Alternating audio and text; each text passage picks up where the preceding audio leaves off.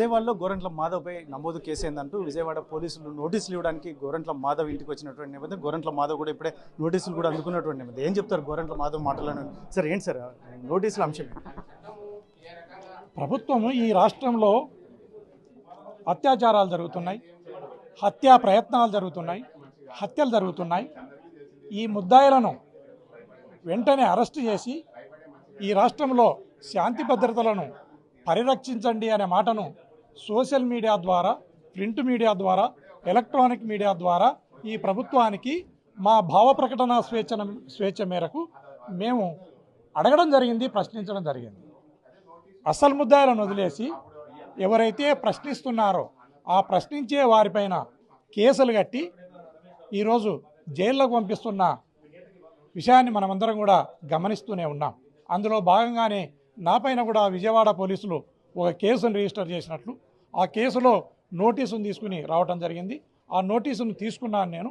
5వ తారీఖు నాడు విజయవాడ పోలీస్ స్టేషన్కి హాజరుగమ్మన్నారు. ఖచ్చితంగా నాకు ఆ రోజు వీలైతే నేను హాజరవుతా. వీలు కాని పక్షంలో నాకు వీలు కావటం లేదు, ఇంకొక డేట్ని ఇవ్వండి అడిగే ప్రక్రియ జరుగుతోంది. పేర్లు మెన్షన్ చేయకూడదు అనేది ఒకటి పెద్ద ఎత్తున చర్చ జరుగుతున్నట్టు నేపథ్యం. దీన్ని ఎలా చూస్తారు సార్ మీరు ఒక పోలీస్ ఆఫీసర్?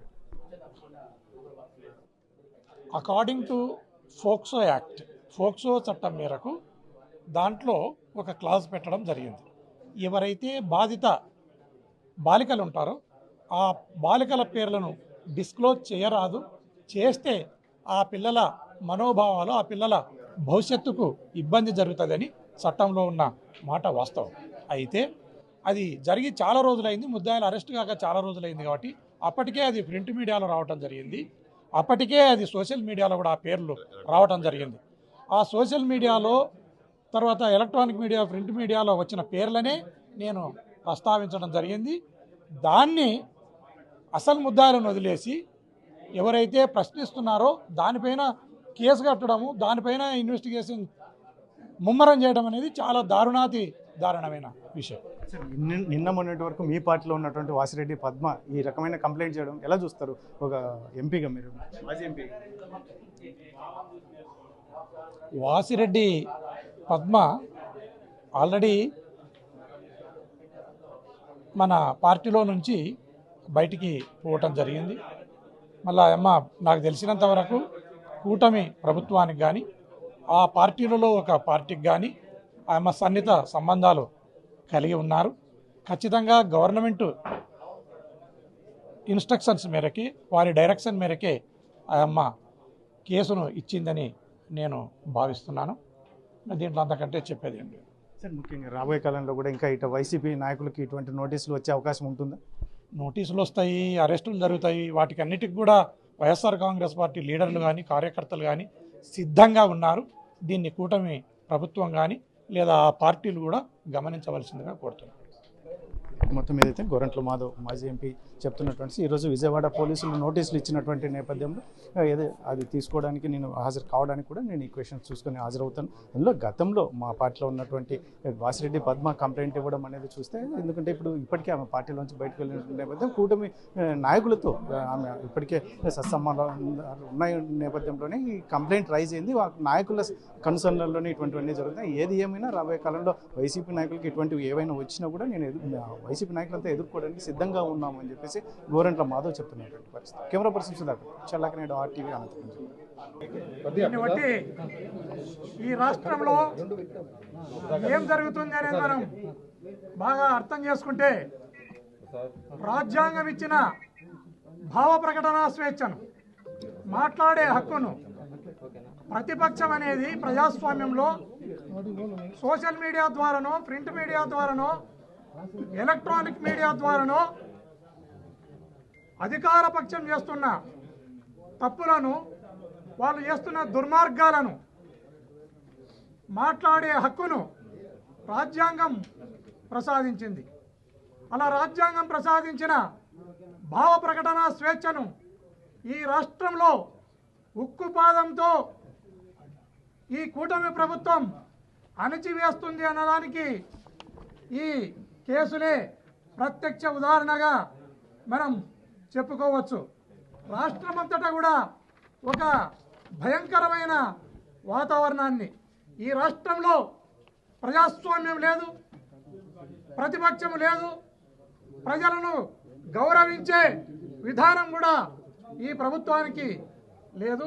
ఖచ్చితంగా ఇలా రాష్ట్రంలో ఇలాంటి తప్పుడు కేసులు, అక్రమ అరెస్టులు చేసుకుంటూ పోతే ఈ రాష్ట్రంలో ఖచ్చితంగా నేను ఈరోజు జోస్యం చెప్తున్నాను, ఈ రాష్ట్రంలో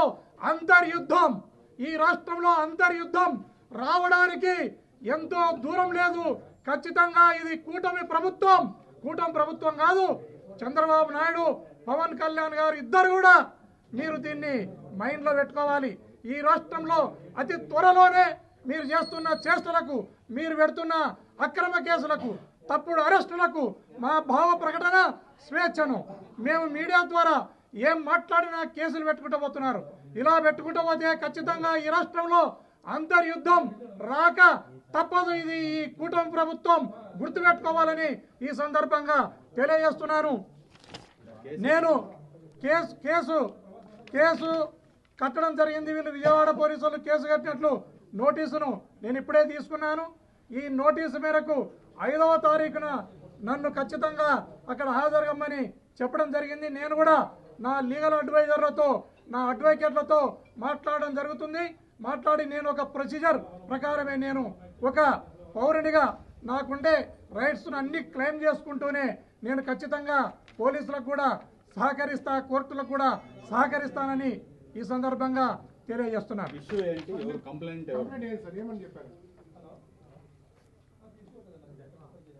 కంప్లైంట్ వచ్చేసి, నేను ఎప్పుడైతే సూపర్ 6 మీరు అమలు చేస్తలేరు, సూపర్ 6ల స్థానంలో మీరు ఆడపిల్లలకు జరుగుతున్న అన్యాయాలు ఏవైతే ఉన్నాయో, పసిపిల్లల పైన రేపులు జరుగుతున్నాయి, పసిపిల్లలను మర్డర్లు చేస్తున్నారు, ఈ రాష్ట్రంలో మహిళలకు భద్రత లేకుండా పోయింది, ఈ రాష్ట్రంలో అనేక హత్యలు, అత్యాచారాలు జరుగుతున్నాయి. వీటిపైన ఈ ప్రభుత్వం ఖచ్చితంగా ధ్యాస పెట్టాలి. సూపర్ 6ను ఎగరగొట్టి వీటిని అమలు చేస్తున్నారు మీరు అనే మాట నేను మాట్లాడడం జరిగింది. దాని మీదనే కేసును రిజిస్టర్ చేసినట్లు నోటీసులు ఇచ్చినారు. ఎవరైతే నేరస్తులు ఉన్నారో నేరస్తులను అరెస్టులు చేయకుండా వాళ్ళను గాలికి వదిలేసి నేరం జరిగిన విధానాన్ని ప్రతిపక్షాలు విమర్శిస్తే వారిని అరెస్టు చేసే కార్యక్రమానికి ఈ ప్రభుత్వం శ్రీకారం చుట్టింది. ఖచ్చితంగా ఈ ప్రభుత్వం దీనికి మూల్యము చెల్లించక తప్పదని ఈ సందర్భంగా తెలియజేస్తున్నాను.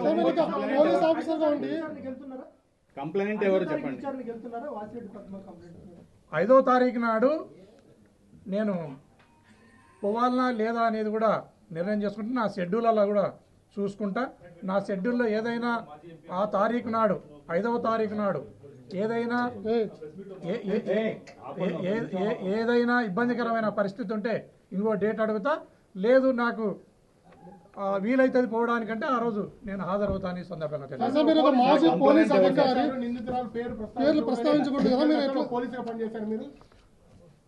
మీరు ఒకటి గమనించాల, ఈ ప్రభుత్వం యొక్క విధానం ఎట్లా ఉందంటే, సిగ్గు లేదా గురిగింజ అంటే నల్లగున్నా నాకేమి సిగ్గు అన్నట్లు ఈ ప్రభుత్వం యొక్క తీరు మనకు కనపడతా ఉంది. నేను ఏదైతే మహిళలపై అత్యాచారాలు జరిగినాయో, పసిపిల్లలపై అత్యాచారాలు జరిగినాయో, ఆ అత్యాచారం చేసిన దుర్మార్గులను, నేరస్తులను అరెస్టు చేయండి అని నేను ప్రింట్ మీడియాలో వచ్చిన పేర్లనే, సోషల్ మీడియాలో వచ్చిన పేర్లనే ప్రస్తావించడం జరిగింది.